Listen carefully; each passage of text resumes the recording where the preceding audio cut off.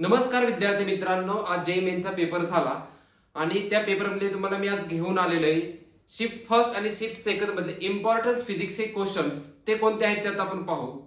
पण जर तुम्ही जेई आणि एमएसटी सीईटीची जर तयारी करत असाल तर तुम्ही हा व्हिडिओ शेवटपर्यंत पहा, कारण की खूप क्वेश्चन्स हे रिपीट होण्याची शक्यता असते. एक गोष्ट लक्षात ठेवा, जेई मध्ये कॉन्सेप्ट सेम असतो, फक्त क्वेश्चन्स बदलतो. आजचे क्वेश्चन तुम्हाला जर समजले तर तुमचे 4 ते 8 मार्क फिक्स होऊन जातील, कारण की क्वेश्चन्स आज जर पाहिला आपण तर खूप क्वेश्चन्स हे काय बघा तर रिपीट झालेत, कॉन्सेप्ट तोच राहिलेला आहे, फक्त क्वेश्चन्स रिपीट झालेले आहेत. असे कोणते क्वेश्चन्स आहेत बघा, तर आपण काय तर आजच्या व्हिडिओमध्ये पाहणार आहोत. नमस्कार, मी संदीप सर, कर्मवीर प्रबोधिनी सातारा विद्यार्थ्यांच्या स्वप्नाला दिशा देणारी एक चळवळ या एज्युकेशनल युट्यूब प्लॅटफॉर्मवरती मी तुमचे सहर्ष स्वागत करत आहे. आता आपण कोणते क्वेश्चन्स आलेले होते, जे इम्पॉर्टंट क्वेश्चन्स होते ते मी आज त्याबद्दल घेणार आहे. आता पहिलाच क्वेश्चन आहे बघा, dimensional formula of dot dot 1/2 epsilon not E square. आता हा क्वेश्चन बघा युनिट अँड मेजरमेंट वरचा काय बद्दल क्वेश्चन आहे. आता हा क्वेश्चन शिफ्ट 1 मध्ये पण होता आणि तोच कॉन्सेप्ट फक्त क्वेश्चन फिरवून होता, शिफ्ट 2 मध्ये पण होता बघा. म्हणजे युनिट अँड मेजरमेंट बघा दरवर्षी क्वेश्चन्स असतात आणि येतच असतात, कोणतीही एक्झाम घ्या बघा त्यातला हा क्वेश्चन आलेला आहे. कोणता काय क्वेश्चन आहे बघा, तर dimensional formula of 1/2 epsilon not E square. बघा डायमेन्शन मध्ये एक नियम आहे बघा, कॉन्स्टंटची कधीही डायमेन्शन्स निघत नाही, म्हणजे 1/2 ची डायमेन्शन्स निघणार नाही. त्याच्यानंतर एप्सिलॉन नॉट ची पण काय बघा डायमेन्शन्स निघत नाही, तो पण काय तर कॉन्स्टंट आहे.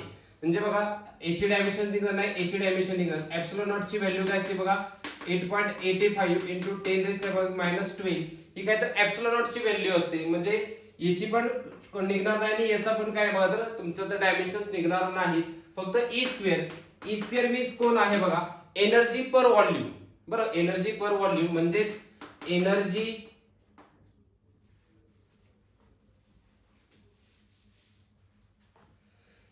ई स्क्वेअर मीन्स कोण आहे बघा, एनर्जी पर व्हॉल्यूम म्हणजेच कोण आहे बघा, एनर्जी पर व्हॉल्यूम. ओके, आता काय केलं बघा तर एनर्जी म्हणजेच कोण असतं बघा तर फोर्स इनटू डिस्प्लेसमेंट किंवा डिस्टन्स. व्हॉल्यूमचा व्हॉल्यूम येणार आहे बघा. मास म्हणजेच कोण असतं बघा, फोर्स म्हणजेच मास इनटू ऍक्सेलरेशन. डिस्प्लेसमेंटचं डिस्प्लेसमेंट किंवा डिस्टन्स घेतलं तरी चालेल. व्हॉल्यूमचं व्हॉल्यूम मी इथं लिहिलं बघा. ओके, त्याच्यानंतर नेक्स्ट काय केलं बघा, पुढं ह्या साईडला करतो बघा. मास म्हणजेच कोण येणार बघा तर केजी येणार आहे. ऍक्सेलरेशन मीन्स कोणतं, मीटर पर सेकंडचा स्क्वेअर येणार आहे. आणि डिस्प्लेसमेंट किंवा डिस्टन्स म्हणजेच मीटर येणार आहे. अपॉन व्हॉल्यूम म्हणजेच कोण असतो तर मीटर क्यूब असतो. ओके, म्हणजेच कोणाला बघा केजी इंटू एम हा एस स्क्वेअर खाली उतरला, म्हणजेच एस स्क्वेअर इंटू कोण झालं तर एम क्यूब. त्याच्यानंतर नेक्स्ट काय बघा तर केजी इंटू एम कोण झाला M square, S square into M cube. त्याच्यावर बघा इथल्या एम स्क्वेअरला इथला एम स्क्वेअर गेले, म्हणजे खाली एम राहिला फक्त. आता आपण एलएमटी काढू याची, एम एल टी, कारण की आपण लेटर्स कोणते येतो डायमेन्शनला LMT, length mass time temperature amperes आणि केल्विन, हे आपण काय बघा त्याच्यासाठी लेटर्स येतो. एम एल टी केजी कशात पुट होईल बघा, केजी म्हणजे मास, म्हणजेच कोणी एम रेस काय आला 1 आला. एल म्हणजे कोणी तर लेंथ आहे, तर लेंथ खाली एक शिल्लक राहिली, तर पॉवर किती बघा तर 1 आहे. खालून वरती आलं तर बघा -1. आणि सेकंड स्क्वेअर म्हणजे हे खाली काय त्याची पॉवर आहे बघा तर +2 आहे. खालून वरती आलं तर -1 होता. आपण ऑप्शन चेक करू बघा, हा तर ऑप्शन्स नाहीये बघा. इथं काय म्हणजे पॉवर 1 असणार आहे. एम ची पॉवर एम रेस 1, L2 आणि T-2. एमचा इथं काय तर 1 असणार आहे, म्हणजे हा ऑप्शन्स नसणार आहे. एल किती पाहिजे तर -1 पाहिजे, म्हणजे हा ऑप्शन्स नाहीये. त्याच्यानंतर बघा हे एल ची पॉवर किती बघा तर 3, हा पण ऑप्शन्स नाही. एल ची पॉवर 4 आहे, एल रेस 4 आहे, म्हणजे एल ची पॉवर -1 इथे, म्हणजे कुठला ऑप्शन येईल बघा तर ऑप्शन्स बी. हे काय बघा त्याचं आजचं काय बघा तर याचा आन्सर आहे. हा क्वेश्चन बघा आजच्या फर्स्ट शिफ्टला आलेला क्वेश्चन होता. आता सेकंड शिफ्टला याच्यावरती हाच कॉन्सेप्ट आहे, फक्त क्वेश्चन जरा चेंज झालेला होता, तो आपण नंतर ज्या सेकंड शिफ्ट मध्ये आपण क्वेश्चन्स घेऊ त्यामध्ये आपण पाहणार आहोत बघा. हा फर्स्ट क्वेश्चन आलेला बघा तुमचा तर बघा आजच्या जेई मेन्स एक्झाम मध्ये. ओके, आता आपण नेक्स्ट क्वेश्चन कोणता आला होता तो पाहू. विद्यार्थी मित्रांनो, आता आपण नेक्स्ट क्वेश्चन जो आहे बघा, जो आलेला होता आजच्या फर्स्ट शिफ्टला, तो आपण पाहणार आहोत बघा. तर हा क्वेश्चन कोणत्या टॉपिक मधला आहे बघा, तर थर्मोडायनामिक्स. आता थर्मोडायनामिक्स मधला आहे प्रोसेस. बघा जसं आपले प्रोसेस कोणते आहेत बघा, आयसोबारिक प्रोसेस, आयसोकोरिक प्रोसेस, त्याच्यानंतर आयसोथर्मल प्रोसेस आणि ऍडिबॅटिक प्रोसेस. त्याच्यानंतर बघा डायटॉमिक, मोनोएटॉमिक आणि पॉलिएटॉमिक. ह्या गॅसवरचा काय बघा, तर हा क्वेश्चन दोन्ही कॉन्सेप्ट एकत्र घेऊन क्वेश्चन तयार केला गेलेला आहे. आता काय क्वेश्चन आपण पहिल्यांदा क्वेश्चन पाहू बघा, की find the ratio of delta Q, delta U and delta W of a diatomic gas in a isobaric process. Question काय आहे बघा, तर हा क्वेश्चन आहे त्यांनी त्याचा रेशो विचारलाय 3:2:5, 5:3:2, 7:5:2 आणि 7:4:3. हा काय त्याचा बघा तर रेशो आहे. आता हा क्वेश्चन कोणता आहे बघा, तर थर्मोडायनामिक्स मधला दोन कॉन्सेप्ट एकत्र करून क्वेश्चन तयार केलाय. म्हणजे डायटॉमिक गॅस म्हणजे जे ऍटॉमिक गॅस आहेत बघा, मोनोटॉमिक, पॉलिएटॉमिक आणि डायटॉमिक, आणि तुमची प्रोसेस म्हणजे आयसोबारिक, आयसोकोरिक आणि आयसोथर्मल आणि ऍडिबॅटिक, ह्या दोन कॉन्सेप्ट एकत्र येऊन क्वेश्चन तयार केले गेले बघा. तर आपण हे सॉल्व्ह करू बघा. तर बघा याच्यामध्ये आपले इक्वेशन्स काय असतं बघा, तर कसे येते, delta Q, delta u plus delta डब्ल्यू. म्हणजे थर्मोडायनामिक्स मध्ये डेल्टा क्यू कोण असतं बघा, delta q is equal to delta u plus डब्ल्यू असतं बघा. ओके, त्याच्यानंतर डेल्टा क्यू मीन्स म्हणजेच कोण बघा, n C P delta T असतो. त्याच्यानंतर n C V delta T असतो plus n R delta T असतो आपला. ओके, त्याच्यानंतर नेक्स्ट काय गेले बघा, तर एनसीपी मध्ये म्हणजेच कोणाला बघा, तर रेशोज काढायचे आपल्याला. म्हणजे सीपी इज इक्वल टू सीबी आला, इज इक्वल टू कोणाला बघा, तर आर आला. ओके, तिघांचा आपल्याला रेशो काढायचा आहे. त्याच्यानंतर देअरफॉर एनसीपी मध्ये बघा, आयसोबारिक प्रोसेसला डायटॉमिक गॅस किती असतो बघा, तर 7/2 असतो. त्याच्यानंतर याच्यामध्ये किती असतो, डायटॉमिकला तुमचं याचा डायटॉमिक गॅस किती असतो बघा, तर 5/2 असतो. आणि ते किती येणार आहे बघा, तर 1 येणार आहे. किंवा 2/2 जरी केलं, 2/2 म्हणजेच किती येणार, तर 1 येणार आहे. याचं किती येणार आहे, तर 1. त्याच्यानंतर नेक्स्ट काय केलं बघा, किंवा मी असं लिहितो 2/2 लिहितो. तर आपल्याला त्यांनी विचारलंय काय बघा, तर त्यांनी रेशो विचारलाय. म्हणजेच बघा 7:2 न्यूमरेटर लिहितो बघा, 7:5:2. आता हा ऑप्शन कोणता आहे बघा, तर हा ऑप्शन नाहीये. 7:5:2 म्हणजे हा ऑप्शन आहे, म्हणजे हा पण नाही आणि हा पण नाही. ऑप्शन कुठला आहे बघा, तर सी. तर हा काय क्वेश्चन कोणत्या याच्यावरचा होता बघा, तर पॉलिएटॉमिक म्हणजे दोन कॉन्सेप्ट थर्मोडायनामिक्स मधल्या एकत्र करून क्वेश्चन तयार केला गेला. आता हा फर्स्ट शिफ्टला पण क्वेश्चन होता, सेकंड शिफ्टला जरा वेगळा क्वेश्चन विचारले गेलेले आहेत बघा. तर हा फर्स्ट शिफ्ट मधला क्वेश्चन होता. ओके, तर कोणता आहे बघा टॉपिक, तर थर्मोडायनामिक्स. आता इथले मॅक्झिमम क्वेश्चन्स बघा तुमचं इलेक्ट्रोस्टॅटिक्स मध्ये सर्वच क्वेश्चन्स मला माहिती पडलेले आहेत. जेवढे आहेत तेवढे आपण काहीतरी कव्हर केलेले आहेत. आयसो तुमचं इलेक्ट्रोस्टॅटिक्स आणि थर्मोडायनामिक्स, त्याच्यात बघा करंट वरचे क्वेश्चन्स आलेले होते. आता हा कुठला झाला बघा, तर थर्मोडायनामिक्स मधला क्वेश्चन्स होता. ओके, त्याच्यानंतर आपण नेक्स्ट क्वेश्चन पाहू. आता आज दुसरा कोणता क्वेश्चन आलेला होता तो आपण पाहणार आहोत. तर कुठला क्वेश्चन कुठल्या टॉपिक वरती बघा, इलेक्ट्रोस्टॅटिक्स. आता इलेक्ट्रोस्टॅटिक्स वरती बघा दरवर्षी क्वेश्चन तुम्हाला जर पीआयक्यू पाहिली बघा, तर दरवर्षी इलेक्ट्रोस्टॅटिक्स वरती पडत असतात. कॅपॅसिटर्स असेल, कॅपॅसिटर असेल, याच्यावरती क्वेश्चन्स पडत असतात. ह्या वर्षी पण पडलाय बघा. फर्स्ट शिफ्टला पण क्वेश्चन्स पडलेले, सेकंड शिफ्ट मध्ये पण क्वेश्चन्स पडलेले होते याच्यावरती बघा. आता काय क्वेश्चन्स आहे आपण तो पाहू बघा. आता हा क्वेश्चन आहे ते इलेक्ट्रोस्टॅटिक्स मधला आहे बघा. क्वेश्चन्स काय बघा, a parallel plate capacitor of a plate separation d is half filled by a dielectric K is equal to 5. Find the percentage in a increases in a capacitors. आता first समजून घ्या. आता बघा तुम्ही JNET ची तयारी करत आहात म्हणजे तुम्हाला कॅपॅसिटर आणि कॅपॅसिटर्स हे यातला फरक माहिती असेल. कॅपॅसिटर्स मीन्स काय बघा, तो energy store device, electric energy store device आहे. आणि कॅपॅसिटन्स मीन्स काय, the ability of capacitor, it is called as capacitance. आता याच्यावरती काय विचारलंय बघा, एक पॅरलर प्लेट कॅपॅसिटर घेतलेली, म्हणजे आपण कन्सिडर करू की एक पॅरलर प्लेट कॅपॅसिटर आहे. ओके, त्याच्यानंतर parallel plate capacitor of a plate separation d is half. याचे सेपरेशन काय केले तर हाफ केलेले आहे, म्हणजे ती निम्मी केलेली आहे. ओके, त्याच्यानंतर नेक्स्ट काय केलेलं आहे बघा, D is half fill by a dielectric constant, म्हणजे हा सी आला आणि हा सी आला, हाफ केलं. इथे लक्षात हाफ म्हणजे 1/2, इथे आलं 1/2 इथे लक्षात. आणि त्याच्यात काय तर डायइलेक्ट्रिक कॉन्स्टंट म्हणजेच के काय तर हाफ मध्ये बसलं म्हणजे 5C झालं. इथे मी पुढे लिहितो बघा. तर कॅपॅसिटन्स डायलेक्ट्रिक कॉन्स्टंट त्याच्यामध्ये किती बसवलाय तर 5 बसवलेला आहे. तर त्यांनी इफेक्टिव्ह कॅपॅसिटन्स किती असेल तो त्यांनी विचारलेला आहे. जसं आपला फॉर्म्युला बघा, हा फॉर्म्युला तर इथे यूज नाही होणार की कुठला फॉर्म्युला असतो Q is equal to CV. हा कुठला बघा तर म्हणजे C इज इक्वल टू कोण असतो बघा Q upon V. C is equal to Q upon V हा कॅपॅसिटन्सचा फॉर्म्युला असतो. पण यांनी काय तर इफेक्टिव्ह कॅपॅसिटन्स विचारलेला आहे. तर एक प्लेट घेतली होती, प्लेटचा हाफ मध्ये काय तर सेपरेशन केलेलं आहे म्हणजे C/2 झालं तर C/2. याच्या एका हाफ मध्ये काय केलं तर डायलेक्ट्रिक कॉन्स्टंट बसवला किती तर 5 आहे. इथपर्यंत त्यांनी सांगितले. त्यांनी पर्सेंटेज काढलेला आहे बघा. Therefore capacitance effective is equal to काय बघा तर 5C/2 प्लस C/2. त्याच्यानंतर किती येणार बघा तर 5C प्लस 2 म्हणजे 5C plus 2 sorry 5C plus C. आता दोघांचा बेस सेम आहे म्हणजे आपण 2 आलं. इकडे करतो बघा ह्या साईडला 5C प्लस 6 किती आलं बघा 5C प्लस C म्हणजे 6C आलं अपॉन 2 म्हणजे किती आलं बघा तर बेके बेत्रिक 6 येते लक्षात. त्याच्यानंतर 3C म्हणजे हा इफेक्टिव्ह कॅपॅसिटन्स किती आलेला आहे C is equal to effective capacitance.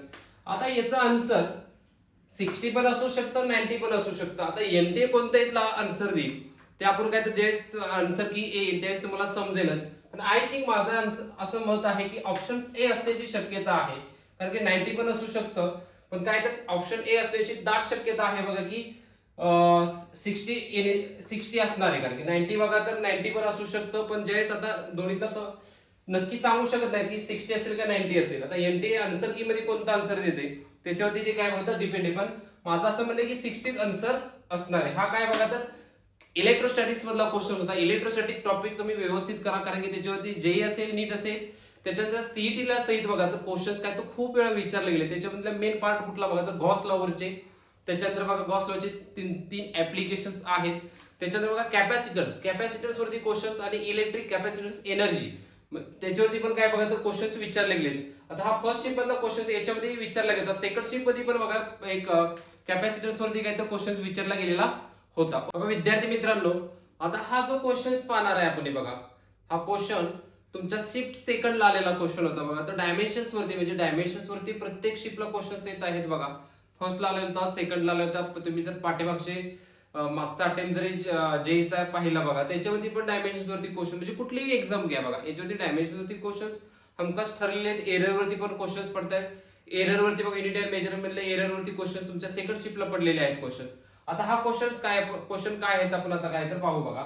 तर काय दिले बघा तर आपल्याला मॅच करायचं आहे की इकडं त्यांनी क्वांटिटी दिलेत आहे म्हणजे फिजिकल क्वांटिटी इकडे दिलेले आहेत आणि त्याचं काय बघा तर इकडं त्यांनी डायमेन्शन्स दिलेले आहेत.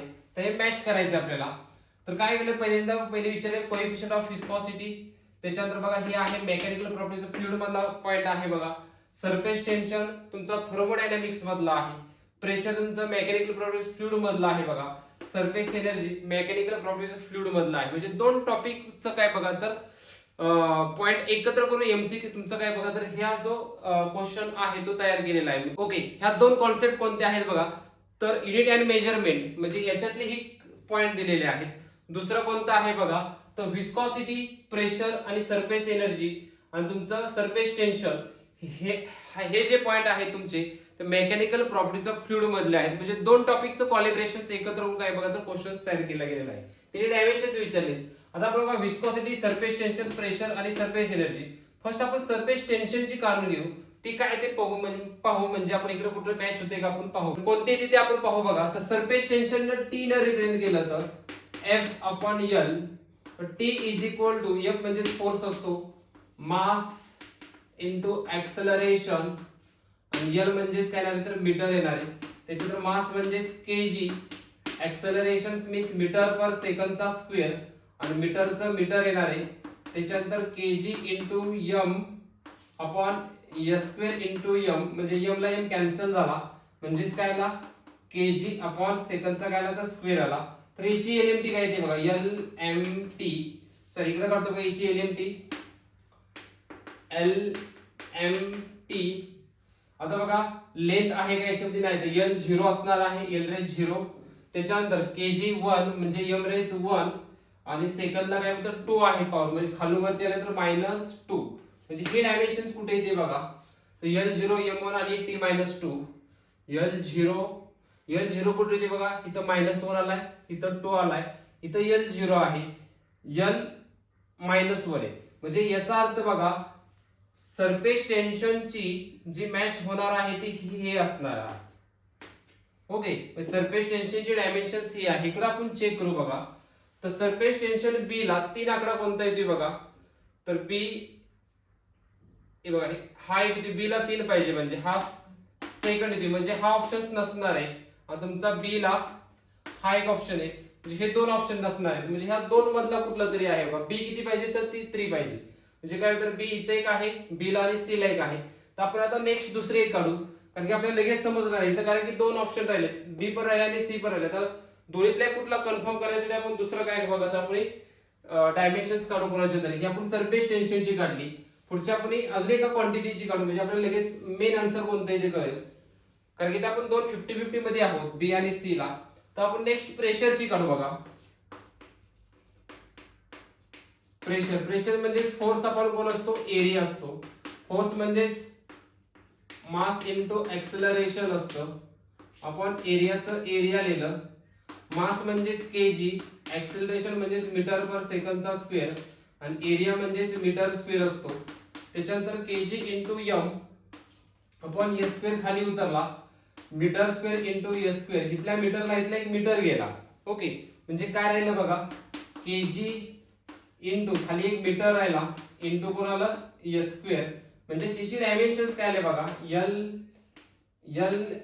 M T. केजी कशात बसेल, तर मास मध्ये. एमरेज 1 आला, मीटरला इथं पॉवर काय काय म्हणजे किती 1 आहे. खालून वरती आल्यानंतर काय, तर -1 होईल, आणि सेकंडला 2 आहे, खालून वरती आल्यानंतर -2 होईल.